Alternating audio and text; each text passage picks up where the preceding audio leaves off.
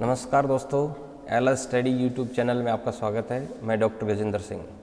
आज मैं आपके लिए लेके आया हूँ एक नया टॉपिक जिसका नाम है सूक्ष्म शिक्षण अर्थात माइक्रो टीचिंग। बीएड करने वाले छात्र अध्यापक भावी शिक्षकों के लिए बहुत ही महत्वपूर्ण टॉपिक है ये। तो हम शुरुआत करते हैं अपने टॉपिक को। सूक्ष्म शिक्षण का विकास, डेवलपमेंट ऑफ माइक्रो टीचिंग अर्थात सूक्ष्म शिक्षण का विकास कैसे हुआ। तो सर्वप्रथम सन 1961 में अमेरिका के स्टैनफोर्ड विश्वविद्यालय के रॉबर्ट एन बुश और डॉक्टर ड्वाइट डब्ल्यू एलन के निर्देशन में शिक्षण कौशल को प्रभावी ढंग से करने की विधि की तलाश हुई। सर्वप्रथम अमेरिका के स्टैनफोर्ड विश्वविद्यालय में सन 1961 में जो डॉक्टर डब्ल्यू एन बुश थे और डॉक्टर ड्वाइट डब्ल्यू एलन थे, इनके निर्देशन में इनको एक जिम्मेवारी दी गई। रिसर्च का काम था शिक्षा विभाग के अंतर्गत। तो इनको जिम्मेदारी यही थी, आप जो है वो अच्छे शिक्षण कौशल का विकास करें, जो प्रभावी ढंग से अच्छे शिक्षण को तलाश करें। तो इनके निर्देशन में, इन दो प्रोफेसर के निर्देशन में कीथ एचिसन नाम से एक प्रशिक्षणार्थी और उसके साथी जो हैं वो इन शिक्षण विधियों की खोज पर अनुसंधान कर रहे थे। तो प्रशिक्षणार्थियों को लघु पाठ 5 से 6 प्रशिक्षणार्थियों को 5 से 10 मिनट तक पढ़ाया जाता। तो जो ये रिसर्च कर रहे थे उनमें ये पाया कि एक लघु पाठ है उसको 5 से 6 प्रशिक्षणार्थियों को और 5 से 10 मिनट तक पढ़ाया जाता है। उसके वीडियो रिकॉर्ड कर प्राध्यापक को दिखाया जाता। तो जो वो पढ़ाते उसका वीडियो रिकॉर्ड करके जो है वो दिखाया जाता। तो विश्लेषण के आधार पर, वीडियो देखने के पश्चात विश्लेषण के आधार पर पृष्ठ पोषण दिया जाता। पृष्ठ पोषण अर्थात फीडबैक, और उसमें सुधार किया जाता। जो भी अपेक्षित सुधार होता वह उसके अंदर किया जाता। इस प्रकार छात्र अध्यापक के व्यवहार में सुधार लाने की यह प्रक्रिया बहुत ही प्रभावशाली सिद्ध हुई। तो जैसे जैसे वो पढ़ाते, रिकॉर्ड करते, उसके बाद प्राध्यापक को दिखाते, फिर सभी बैठ करके उसका विश्लेषण करते, उसके बाद में फीडबैक दिया जाता। यह प्रक्रिया रिसर्च के दौरान निरंतर दोहराई गई और इसके बहुत ही बेहतर अच्छे परिणाम आए। और अंत में सन 1963 में सूक्ष्म शिक्षण की शुरुआत अमेरिका से हो गई। अर्थात 1963 में सूक्ष्म शिक्षण शब्द का प्रारंभ हुआ। सूक्ष्म शिक्षण प्रारंभ हुआ 1963 में, और कहाँ से हुआ? अमेरिका से।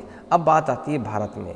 भारत में सन 1964-66 में एक आयोग आया जिसका नाम था कोठारी आयोग, और उस कोठारी आयोग ने अपनी रिपोर्ट में लिखा कि वर्तमान में शिक्षक प्रशिक्षणार्थियों का शिक्षण बहुत ही सीमित है। अर्थात बहुत ही सीमित तरीके से प्रशिक्षण और शिक्षण दिया जा रहा है, इसलिए इनमें नवाचारों की अत्यधिक आवश्यकता है। इनमें इनोवेशन करने की, इनमें नए नए व्यवहार करने की, नए तरीके से पढ़ाने की आवश्यकता है। इसलिए आप जो हैं इन शिक्षण प्रशिक्षण में टीचर्स को ट्रेनिंग देने के लिए नवाचार लेके आए।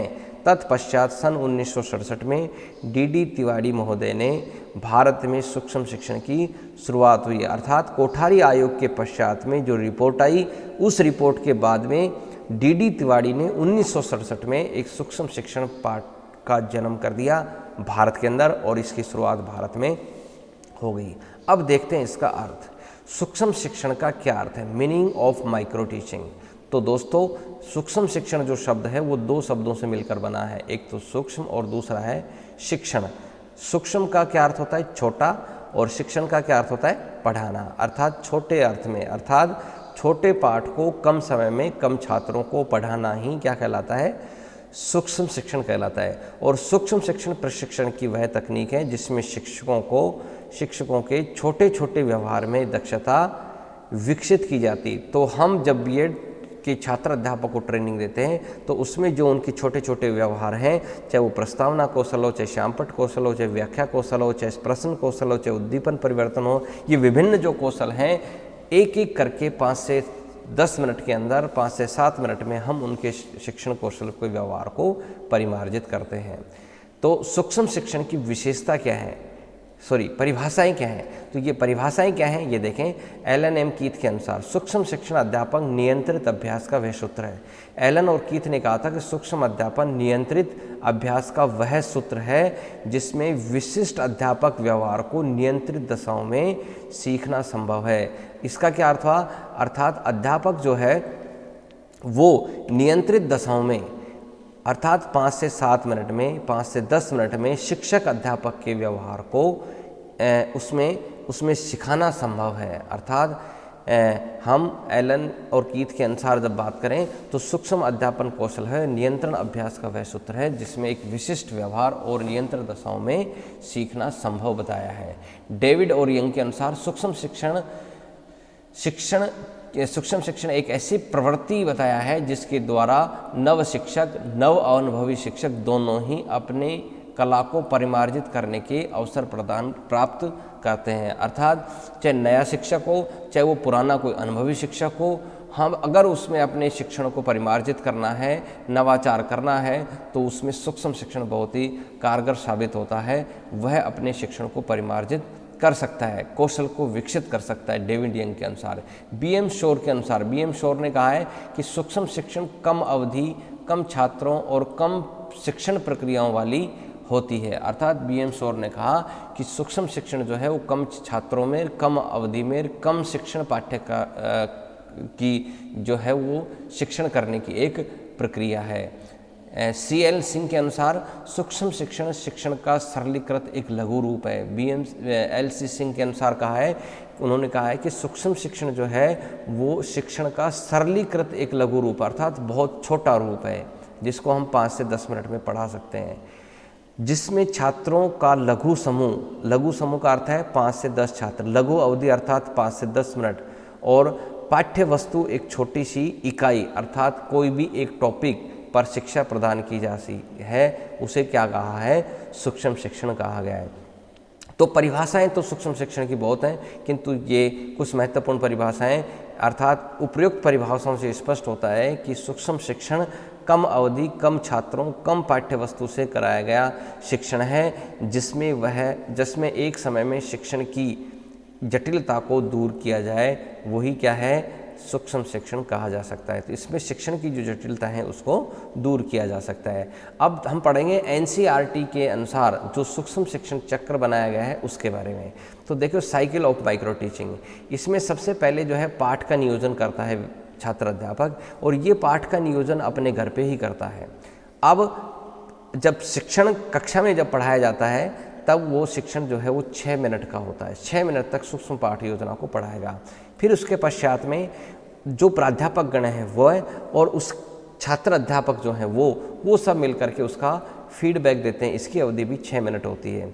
इसके बाद में पुनः पाठ का नियोजन, तो जब छात्र अध्यापक ने लेसन पढ़ाया और उसके साथी अध्यापकों ने फीडबैक दिया, उस फीडबैक के पश्चात में, उसके पृष्ठ पोषण के पश्चात में जो कुछ कमियां हैं उसको सुधार करके पुनः पाठ योजना का निर्माण किया जाता है। सूक्ष्म पाठ योजना का जो 12 मिनट का समय NCERT ने निर्धारित कर रखा है।